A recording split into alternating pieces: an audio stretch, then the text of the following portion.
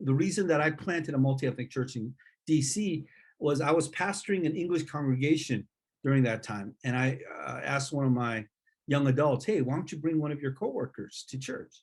And they kind of looked at me and said, Pastor Ray, I can't do that. I go, why? They're not Korean.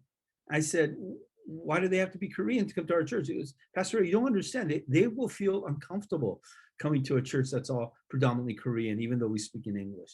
And it hit me at that time, wow, the church by its very makeup can be a distraction to the gospel. What if we have a church that's focused on reaching all people? And that was one of the reasons we planted Ambassador Church. And then people who have a hard time finding people like themselves. So there's a growing, especially among the younger generation, there's a growing value of diversity as something that is not just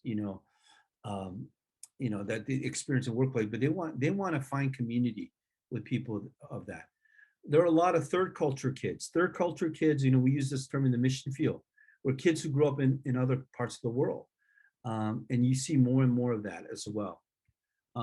International students and families, again, those are people that we can attract. And people who are turned off by mono-ethnic church or racism. So these are some of the things that I think a multi-ethnic church can do to really, and the most important thing for me, though, it's a reflection ultimately of what heaven and the kingdom of God is going to look